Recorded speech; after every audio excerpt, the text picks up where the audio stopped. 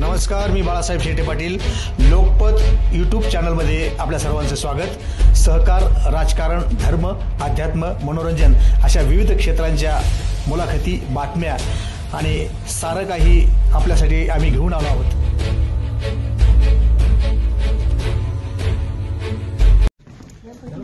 नमस्कार. आज आपण अतिशय वेगळ्या आणि इंटरेस्टिंग आणि मनाला अतिशय भावणाऱ्या या विषयाला हात घालत आहोत.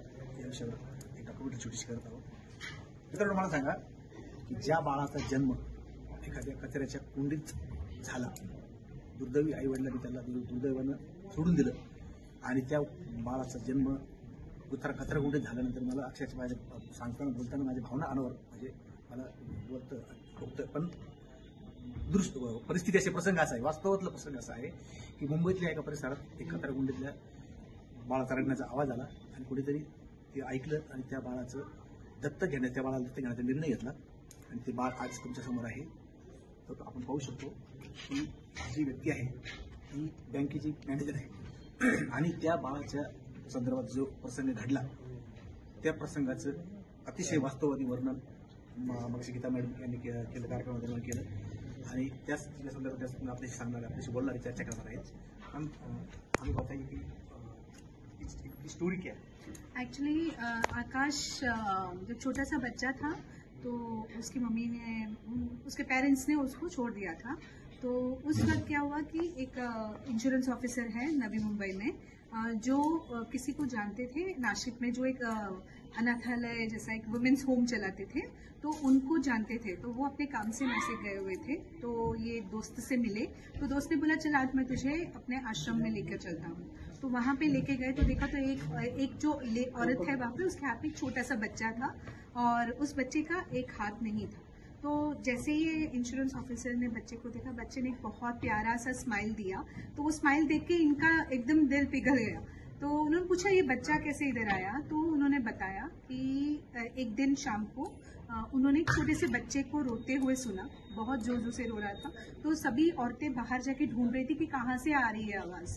तो उन्होंने देखा कि कचरे के डब्बे में से आ रहा था. तो जाके कचरे के डब्बे में देखा तो वहाँ पे एक छोटा सा बच्चा था जिसके हाथ को चूहे खा रहे थे और पूरा कुतर रहे थे. तो तुरंत उन्होंने हाथ में बच्चे को उठाया, तुरंत हॉस्पिटल लेकर गए, लेकिन तब तक बहुत डैमेज हो चुका था और वो हाथ काटना पड़ा. तो ऐसे वो बच्चा कचरे के डब्बे से. अतिशय अंगावर शहारा आणणारा प्रसंग आहे आणि त्या प्रसंगातून वाचून परमेश्वराच्या कृपेनं आज आपल्यामध्ये ती व्यक्ती आहे, तो तरुण आहे आणि तो दिव्यांगत्व अक्षरशः मात करत आहे. आपल्यासारख्या चांगल्या सदृढ माणसावर सुद्धा लाज वाटावी यापेक्षा अशा पद्धतीनं इतकी आकर्षक आणि उत्कृष्ट डान्स त्यांनी केला माझ्याशी. आणि ते पासष्ट बँकेचे मॅनेजर आहेत, बँकेमध्ये मोठ्या पदावर काम करत आहेत. ही सगळी मंडळी आहेत. दृश्य ही जी संस्था आहे त्या संस्थेचं काम चालतं आणि त्याच्यामध्ये आपण त्याच्याशी आपण आपल्या संस्था के बारे में थोड़ा. मेरी ऑर्गेनाइजेशन का नाम दृश्य है और हमारा सबसे इम्पोर्टेंट काम यही है कि हम पूरे देश भर में से जो दिव्यांग है, जिनमें थोड़ी सी भी कला होगी, तो वो कला को ढूंढ के निकालना, उनको ट्रेन करना और उनको अलग अलग प्लेटफॉर्म में परफॉर्म करवाना, ताकि वो अपने कला को दिखा भी सके, लोगों को उनसे प्रेरणा भी मिले और प्लस साथ साथ में ये लोग उन परफॉर्मेंसेस से कुछ कमा भी सके. आपल्या सर्वांना विनंती आहे या व्हिडिओच्या माध्यमातून आपण मोठमोठ्या ऑर्केस्ट्राचं आयोजन करत असतो. म्हणजे मोठमोठे आता नाव घेतलेलं कुमार सोनू वगैरे असे मोठमोठ्या गायकांचं ऑर्केस्ट्रा आपण आयोजित करत असतो, बघत असतो. पण या दिव्यांगांचा ऑर्केस्ट्रा सुद्धा यांची मोठी संगीत, डान्स, नृत्य सगळा चांगला कार्यक्रम आहे. तो आपणही आपल्या ठिकाणी, आपल्या गावात, आपल्या शहरात आयोजित करू शकता. आणि या सर्वांना आपल्या पुढील भावी आयुष्यासाठी, भावी वाटचालीसाठी आपल्या सर्वांच्या वतीनं खूप शुभेच्छा देतो. धन्यवाद. आणि त्यांची संस्था देशभरातून दिव्यांग कलाकार ज्यांच्याकडे अशा काही स्किल्स आहेत त्यांना एकत्रित करतात, कोरिओग्राफरकडनं त्यांच्यामध्ये रिफाईन करतात आणि असे परफॉर्मन्स करतात. या माध्यमातून या कलाकारांना काही म्हणजे मानधन मिळत असतं आणि ते स्वाभिमानानं, आपण बऱ्याच वेळा असं म्हणतो की इतके चांगले असे परफॉर्म करतात आणि त्यांना कोणी दिल्लीहून आलेला आहे, सर कोलकात्याहून आलेला आहे, कोणी मुंबईतून आलेला आहे. तर असा हा सगळा ग्रुप आहे. मागच्या 4-5 वर्षापासून या ग्रुपची माझी ओळख झाली आणि जिथं आम्ही जातो त्यांच्याकडनं कॉल आला की आम्हाला परफॉर्मन्स एक मिळेल का.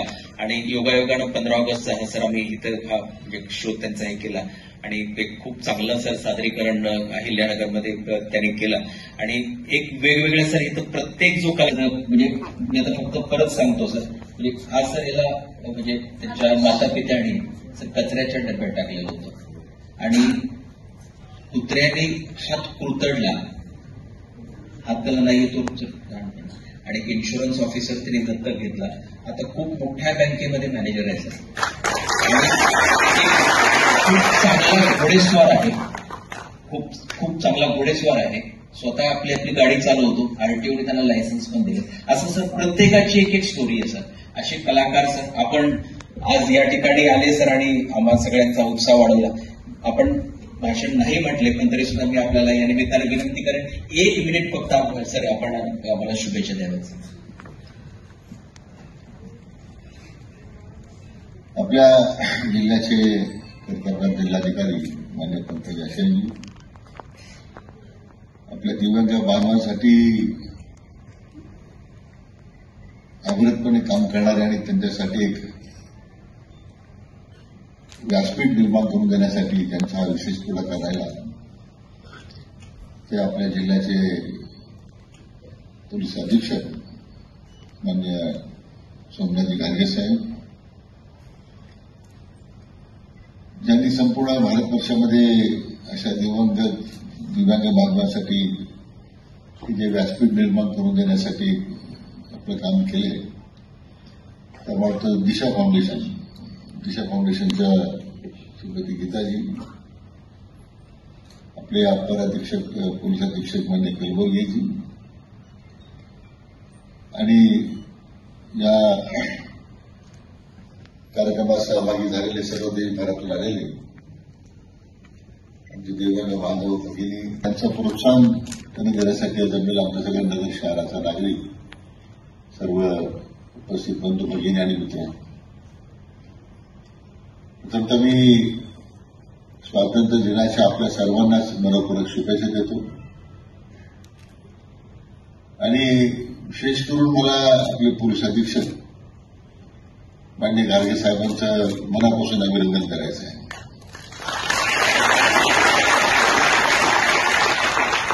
कारण जर ही कल्पना त्यांनी मांडली की आमच्या दिव्यांग व्यक्तींसाठी आम्ही कार्यक्रम घेतोय, त्याची व्याप्ती एवढी मोठी आहे की मला व्यक्तीच्या कल्पना नव्हती. परंतु गेली 4-5 वर्ष या बांधवांसाठी त्यांनी एक वेगळं व्यासपीठ निर्माण करून दिलं. मला वाटतं क्वचितच प्रत्यक्षपणे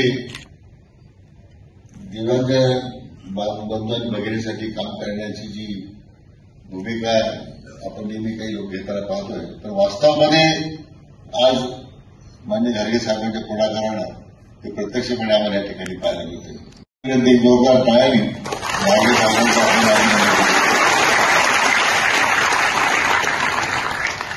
दिशा फाउंडेशनच्या श्रीमती गीता मॅडम हे संपूर्ण देशभरातून जे दिव्यांग बांधव आहेत, भगिनी आहेत, त्यांच्यासाठी त्यांना एक डबा इश्यू देण्याकरता सातत्याने धडपड सुरू असते. आता उदाहरण दिलं घारगे साहेबांनी त्या यांचं बँक मॅनेजरचं, किती दिव्यांतून हा प्रवास झाला आणि त्यातून मला वाटतं ह्या इन्स्पायरिंग स्टोरीज आहेत. आपल्याला मला वाटतं की आपल्याला अधिक प्रेरणा देत राहतात की म्हणजे आयुष्य जे पाहिलंच नव्हतं आणि अतिशय अल्पवयामध्ये आपल्या आईवडिलांनी त्याला पूर्णपणे आईवडिलांनी नाकारलं, सोडून दिलं, फेकून दिलं. अशा परिस्थितीमध्ये मला वाटतं तो जो दिव्य माणूस असेल की ज्यांनी त्यांनी दत्तक घेतलं त्यांना सुद्धा त्यांचं सुद्धा मनापासून अभिनंदन करतो. त्यांचं सुद्धा पितृत्व त्यांचं जे जागरूक झालं आणि त्यांनी त्यांना दत्तक घेऊन जेवढं मोठं केलं त्यांना सुद्धा या निमित्तानं मी अभिवादन करतो. अशा सगळ्या दिव्यांगांचे जे यशोगाथा आहेत या ठिकाणी जो सांस्कृतिक कार्यक्रमाच्या निमित्तानं मांडण्याचा प्रयत्न झालेला आहे, मला वाटतं तो एक अस्मरणीय अशा प्रकारच्या घटना आहे. आणि या चिरंतनपणे आपल्या समाजातील आपण जे सदृढ लोक आहोत, आपण किती भाजण आहोत की आपल्याला परमेश्वरानं तो उत्तम आयुष्य दिलेलं आहे. मला अपेक्षा एवढीच आहे की आपल्या या संपूर्ण आयुष्याच्या प्रवासामध्ये अशा सगळ्या दिव्यांग व्यक्तींकरता आपला एक काहीतरी खरेदी वाटा आपण प्रत्येकाने उचलला तर त्यांचं जीवनमान बदलल्याशिवाय राहणार नाही असं मला व्यक्तिशा या ठिकाणी आपल्या सगळ्यांना विनंती करायची आहे. कारण परमेश्वराने दिलेले आयुष्य किती सुंदर आहे आणि मला वाटतं की मिळालेले जे आयुष्य आहे मी म्हटल्याप्रमाणे जे सुंदर आयुष्य आपल्याला पाहायला मिळतं यांना सुद्धा पाहायला मिळालं पाहिजे यासाठी आपण सगळ्यांनी मिळून प्रयत्न करूया. आणि मला त्यासाठी विशेष करून घारगे साहेबांना अभिनंदन करायचं आहे की त्यांनी घेतलेला पुढाकार मला वाटतं देशातलं हा एकमेव हे उदाहरण असं म्हटलं पाहिजे. आता सोशल मीडियाचा प्रभाव इंस्टाग्राम या सगळ्या नकारात्मक भूमिकेतून चाललेल्या सगळ्या प्रवासामध्ये कुठेतरी आशेचा किरण या लोकांना दिसतोय आणि तो आशेचा किरण तो घारगे साहेबांच्या निमित्तानं दिसतोय, तो आमच्या गीताताईच्या निमित्तानं दिसतोय. आणि म्हणून मला वाटतं निरंतरपणे एक आंदोलन त्यांनी सुरू केलेलं आहे दिव्यांगांच्या करता त्याला आमच्या मनपूर्वक शुभेच्छा आहेत. आपल्या सर्वांच्या वतीने आमच्या सगळ्या सहभागी झालेल्या दिव्यांग बांधव भगिनींचं सुद्धा मनापासून अभिनंदन करतो आणि थांबतो. जय हिंद.